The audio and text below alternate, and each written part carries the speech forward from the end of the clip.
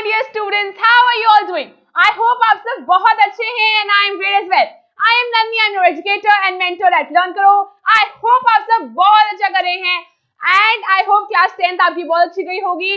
Class 11th में legal studies subject अगर आपने लिया है so you have made the most superb choice.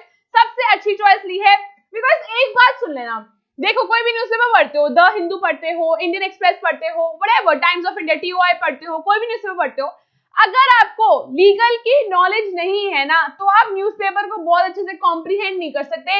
Legal studies की नॉलेज होना is extremely important and is of extreme importance. So we are here starting with class 11th legal studies. बहुत important है, बहुत interesting है.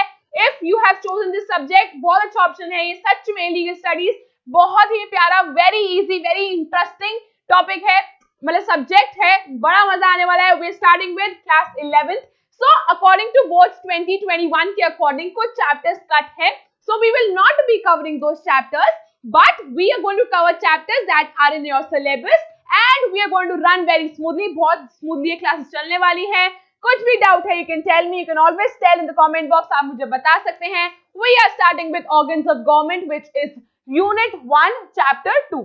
Alright, कोई doubt है, we are always there to help you out, आपको help करेंगे.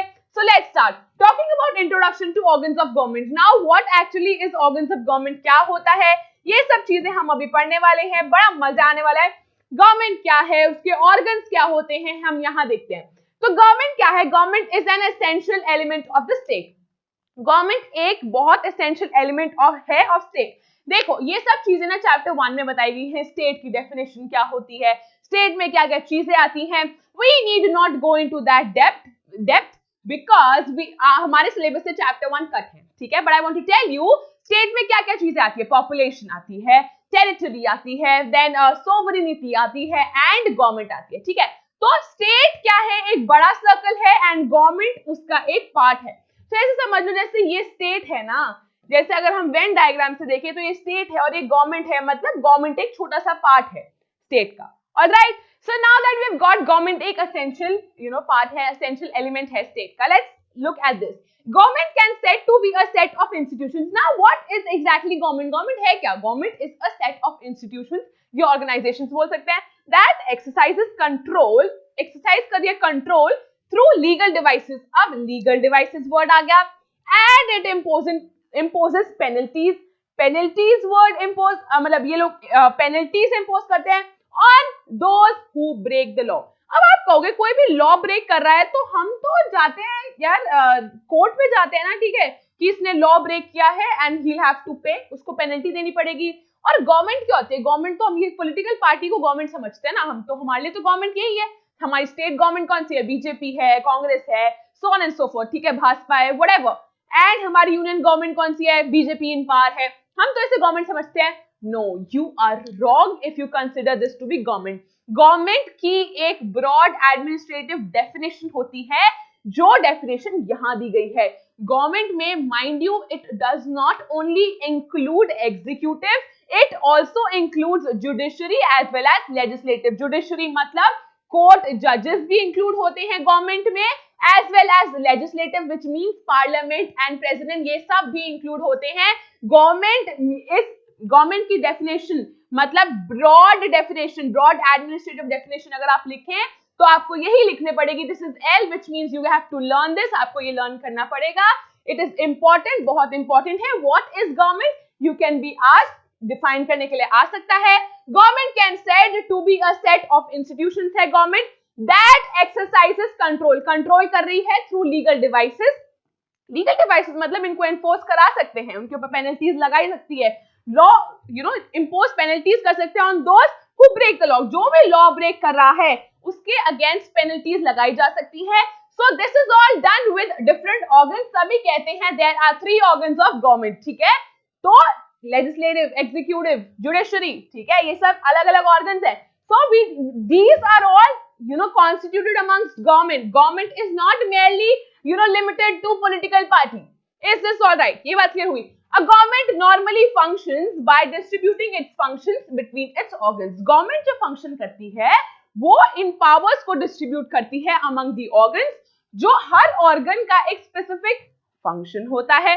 Now what are these specific functions, ये पता होने बहुत ज्यादा जरूरी है। It primarily perform three functions primarily perform करती है। Make the laws, legislature parliament laws बनाता है। एनफोर्स करता है, एनफोर्स कौन करता है लॉज को? put them into action and adjudicating disputes, put them into action कौन करता है? Administrative, which means executive, government जो हमारी पॉलिटिकल पार्टीज यही तो एनफोर्स करती है उन लॉज को।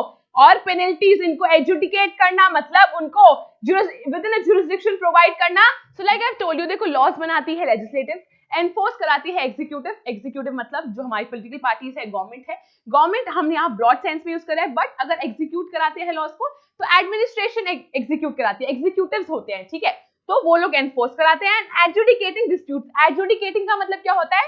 To make a formal judgment, whatever judgment comes, कोई भी डिस्प्यूट है, which party is correct, who is supposed to pay, किसको डैमेजेस मिलेंगे, किसको जेल होगी, ये सब चीजें एडजुडिकेट डिस्प्यूट कौन करता है? जुडिशरी करता है। So these are called legislative, executive and judicial functions. These three essential functions are called legislative, executive as well as judicial functions. ये पैराग्राफ बहुत इंपॉर्टेंट था, although it is an introduction है, but ये पता होना बहुत ज्यादा जरूरी है। So a government achieves purpose of a state through the performance of the above function. जो भी गवर्नमेंट जो उसके गोल्स होते हैं, whatever it has to achieve, जो पर्पस है, गोल है, एम है, ये सब जो स्टेट के होते हैं गवर्नमेंट अचीव करती है on behalf of state through the performance of the above function that we have talked about. पहले तो मेक करना लॉज को, एनफोर्स कराना उन लॉज को, और जो लॉज ब्रेक कर रहे हैं उनको पेनल्टीज प्रोवाइड करना, या एडजुडिकेटिंग डिस्प्यूट्स। एडजुडिकेटिंग का मतलब होता है make a formal judgment. Alright, is this clear? ये बात क्लियर हुई? चलो ठीक है, फटाफट से नेक्स्ट देखते हैं क्या लिखा हुआ है। These functions constitute the minimal requirements of any form of government.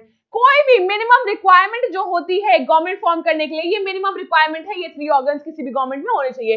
There can be any form of government, कोई भी है, डेमोक्रेटिक है, मोनार्क है, एनी फॉर्म ऑफ गवर्नमेंट, ठीक है। तो बट इट इज इंपॉर्टेंट कि ये तीन ऑर्गन्स होने बहुत ज्यादा जरूरी है। The legislature make laws, like I've already told you, मैं पहले बता चुकी हूँ, legislature make करता है laws को, executive जो है उसे implement करता है, and judiciary interprets मतलब उसको रीड करता है कि इन लॉस को देखता है कॉन्स्टिट्यूशन में या फिर और बेयर एक्ट्स में, स्टैट्यूट्स में देखता है उनको, एंड इट डिसाइड्स डिस्प्यूट्स, उनके बेसिस पे डिस्प्यूट्स डिसाइड होते हैं। On the basis of these only disputes are decided. So this system of distribution of powers among the three organs of a government, देखो सबके पास अलग अलग पावर होती है, इसके पास ये पावर है, एनफोर्स कराने की पावर है, मेक करने की पावर है, एडजुडिकेटिंग डिस्प्यूट्स है, या फिर वो इंटरप्रेट करता है लॉज को, सबके पास अपनी अपनी पावर है। So what is this called? There is separation, separation है किस चीज की? पावर्स की, मतलब जो पावर्स के पास है शायद उसके पास नहीं है, तो हर ऑर्गन के पास अलग अलग पावर है, इसमें ये लिखा हुआ है, this is called separation of power which will be discussed in chapter 3। Chapter 3 में इसको हम बहुत ज्यादा डिटेल में बात करेंगे कि पावर्स कैसे होती हैं, किस ऑर्गन के पास कैसे पावर होती है। ये सेपरेशन ऑफ पावर्स बहुत ज्यादा जरूरी है, क्लास 12 में भी इस टॉपिक को डील किया गया है। ऑलराइट, चलो फटाफट से देखते हैं forms of government. Let's talk about forms of government. देखो, in the 4th century BC, the great Greek philosopher Aristotle ने क्या बोला था? He made the first attempt. So Aristotle was the one, if this comes in 1 mark question, so Aristotle was the very one person, सबसे first person था who made the first attempt to describe the political organizations. Here political organizations mean the political institutions. All right. So Aristotle made the first attempt to describe the political organizations. By political organizations, they mean the political institutions that create, apply and enforce the laws.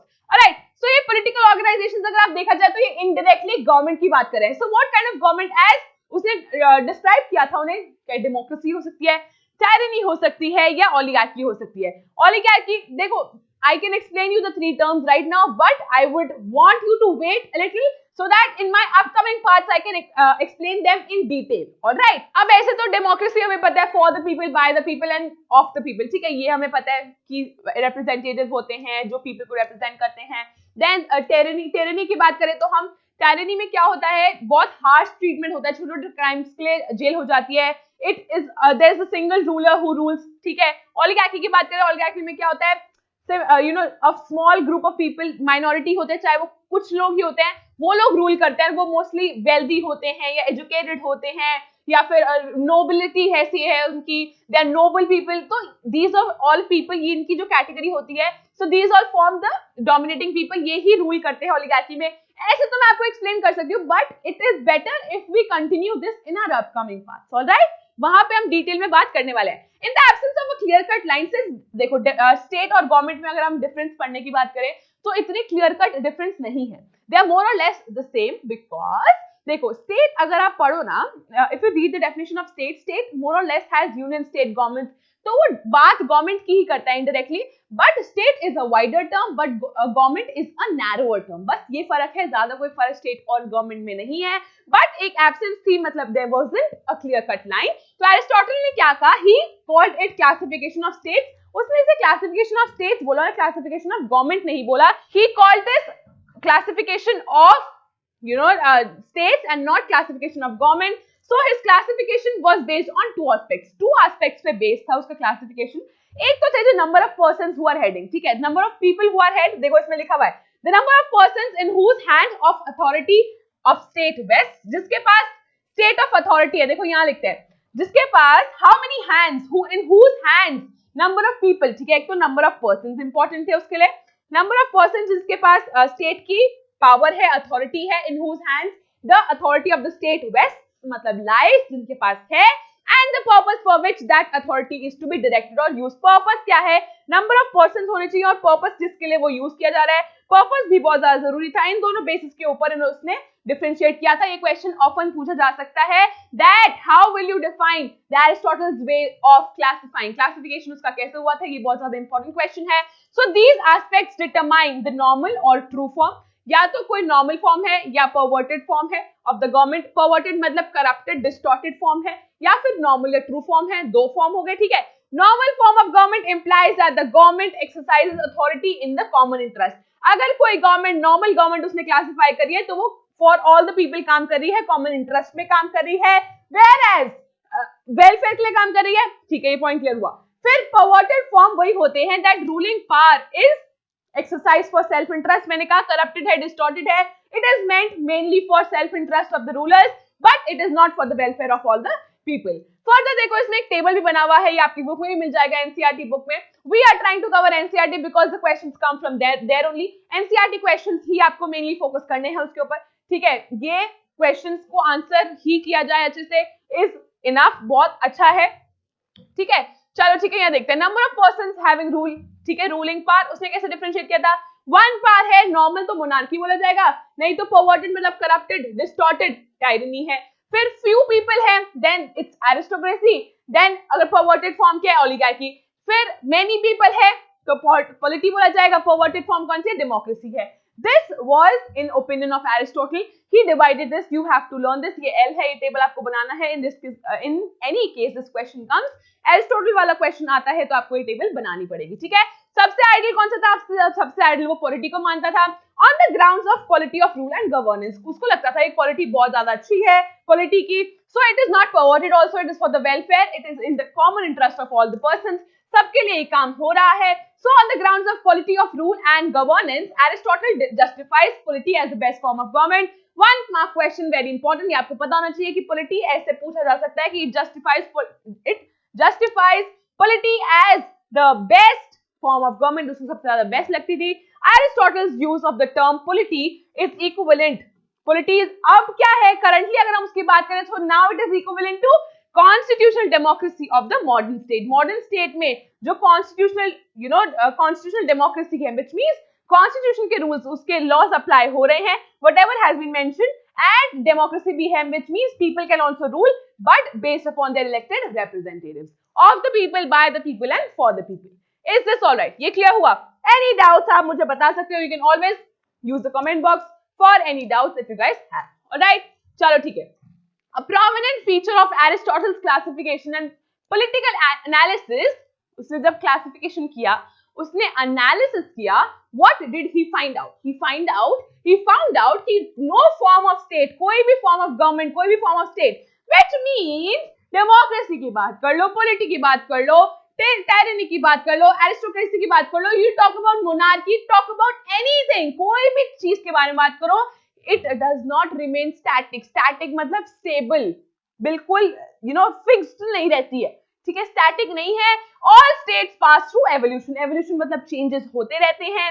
every form of government degenerates, which means gets degraded, degrade हो जाती है over a period of time and it gives place to a new one, change होती जाती है और नई form of government बनती जाती है.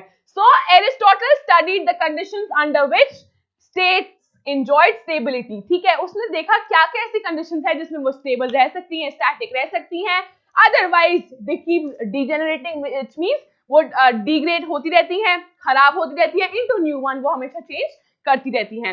उसने क्या बोला कि इसके पीछे रीजन क्या हो सकता है? He said that underlying cause of political strife, strife मतलब लिख लो conflict, जो political conflict है and hence उसका hence of revolution was inequality. उसने क्या बोला, जो मेन रीजन है कि रिवॉल्व करता रहता है, रेवोल्यूशन होता रहता है, पॉलिटिकल कॉन्फ्लिक्ट रहता है, स्ट्रगल रहता है, फाइट रहती है, लड़ाई रहती है, the main reason behind this was inequality. Consequently, उसके लिए best state would have a form of constitutional government in which all citizens have access to power. ठीक है, उसके लिए सबसे अच्छे फॉर्म यही उसने बोला कि सिंस कोई स्टैटिक नहीं है, I would prefer the best would be a constitutional government, एक constitutional government हो, ठीक है, constitution चाहे written unwritten हो, उसको abide by किया जाए, and in which citizens को भी power होनी चाहिए. It's not only a few people have power, a lot of many जो citizens हैं उनके पास power होनी चाहिए.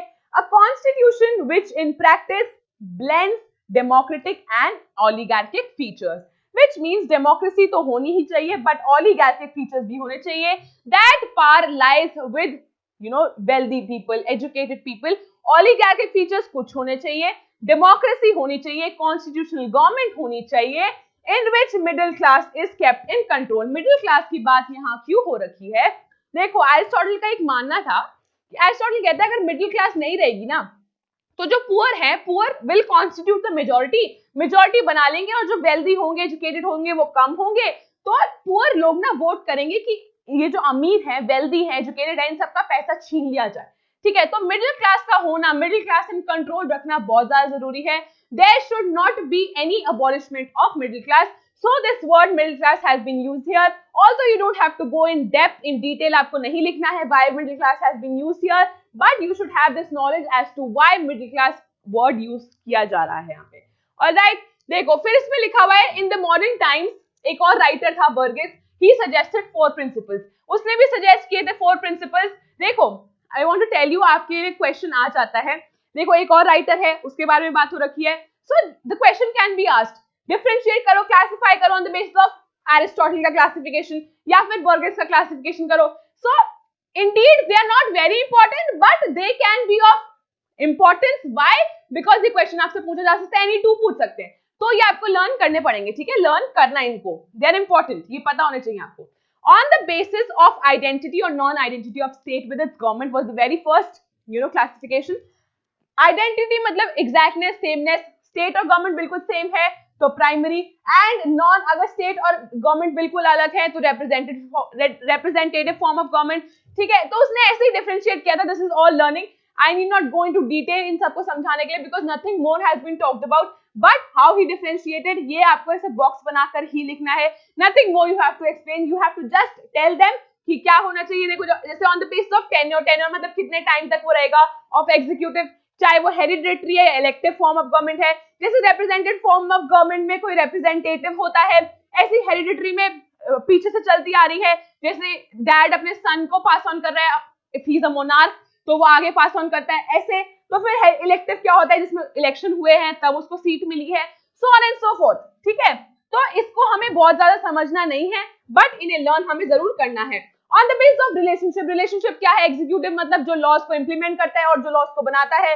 It can be differentiated into parliamentary and presidential form of government. ठीक है, then on the basis of concentration and distribution of powers, कैसे कहां powers है, क्या स्टेट के पास बहुत सारी पावर्स है एंड यूनियन के पास कम पावर्स है, या यूनियन के पास ज्यादा पावर्स है, स्टेट के पास कम पावर्स है. It can be divided into unitary और फेडरल गवर्नमेंट. ठीक है, कैसे पावर्स डिस्ट्रीब्यूट हो रखी है ओवर द स्टेट्स, ऐसे इंपॉर्टेंट है. स्टेट्स या आई मीन बिहार, पटना, ये सब चीजों की बात मैं कर रही हूँ. ठीक है, ये बात क्या हुई, तो ये आपको समझ आ गया है. जैसे यूएसए की भी 50-51 स्टेट्स हैं, एक बार चेक करना क्या एग्जैक्ट नंबर है. सो उसके जो डिस्ट्रीब्यूट हो रखा है, पूरा इंडिया जैसे डिस्ट्रीब्यूटेड है, जैसे यूएस से पूरा डिस्ट्रीब्यूटेड है, तो उसके छोटे छोटे जो चीजें, छोटे छोटे जो टेरिटरीज है, these are called states. Alright, ये बात क्लियर हुई, ये पूरा लर्निंग था। देखो अब आप कहोगे मैम ये सब हम लोग डिटेल में नहीं पढ़ने वाले हैं। डिटेल में हम डेमोक्रेसी पढ़ेंगे, डेमोक्रेसी की जो क्या क्या फॉर्म्स है वो पढ़ेंगे, then monarchy and all we are going to study in detail, but we need not study these forms of government in detail. Is this correct? चलो देखो मैंने आपको बोला था ना स्टीफन भी है, स्टीफन लीकॉक करके इनका नाम है, ठीक है। ही वाज इनका डेट ऑफ बर्थ और डेट ऑफ डेथ बताया हुआ है, इंपॉर्टेंट है, ये भी क्वेश्चन एनसीईआरटी में दिया हुआ है, ये क्वेश्चन आ सकता है, क्वेश्चन आपको पता होना चाहिए। So they can ask about any two, तो आपको ये तीनों याद होने चाहिए, Aristotle, Burgess as well as Stephen का आपको याद होना चाहिए। ही प्रेजेंटेड सिंप्लीफाइड वर्जन, उसने सिंप्लीफाइड वर्जन बताया। So on the basis of location, location मतलब कहाँ है सोवरीन पावर, सोवरीन मतलब क्या होता है सुप्रीम पावर, जैसे मोनार्क होता है ऐसे सोवरीन पावर किसके पास है। So government can be classified into dictatorship या डेमोक्रेसी, डेमोक्रेसी पीपल का पावर है, डिक्टेटरशिप में नहीं है, बहुत ही you know it is only concentrated upon one ruler one man only, ठीक है। तो ऐसे उसने डिस्ट्रीब्यूट करे थे, बहुत इंपॉर्टेंट है, वेरी इंपॉर्टेंट। ये स्टीफन वगैरह देखो हमें लगता तो इंपॉर्टेंट नहीं है, बट ये क्वेश्चन एग्जाम में आ जाता है 6 मार्क्स में, ठीक है।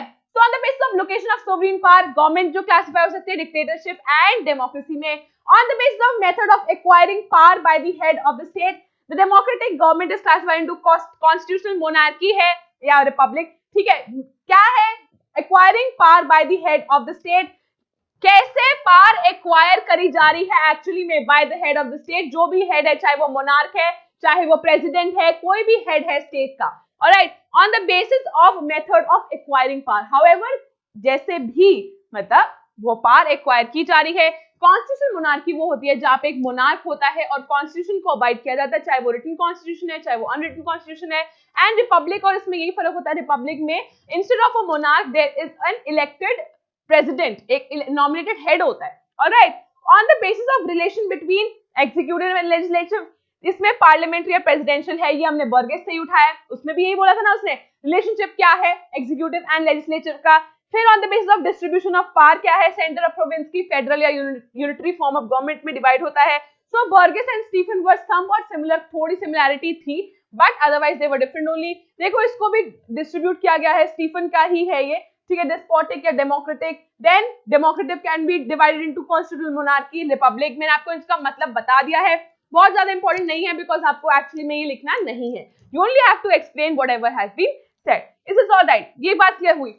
Alright, so unit 1 chapter 2 organs of government part 1 यही खत्म हो रहा है। There are more parts, we are trying to cover NCERT complete करने चाह रहे हैं आपके साथ। Any doubts you guys have, do let me know in the comment box.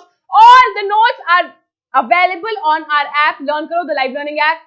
Class 11 की लीगल स्टडीज नोट्स आपको वहां पे मिल जाएंगे, क्लास 12 के भी मिल जाएंगे, फर्दर आप क्लास 12 में ही आएंगे, वो नोट्स भी आपके लिए बहुत प्यारे बहुत अच्छे से फ्रेम करा के रख चुके हैं। ऑलराइट, चलो ठीक है, I will see you guys super soon. I was looking for notes, they were there. मैं आपको नोट्स जरूर से दिखा दूंगी, ठीक है, वो नोट्स आपको दिखा दिए जाएंगे, हाउ दे एक्चुअली लुक, बहुत प्यारे नोट्स है, वेरी कलरफुल, बहुत प्यारे notes. You can access them on our app itself, हमारी ऐप पर आप चेक कर सकते हो। For any doubts do let me know in the comment box. I hope ये सेशन आपको अच्छा लगा होगा, दिस क्लास वाज गुड, आपको सब समझ आया होगा। कोई भी डाउट है आप मुझे बता सकते हो। I will see you super soon. Take care, till then part 2 of the video आने वाला होगा, उसे जरूर देख लेना। Okay, take care. Bye bye.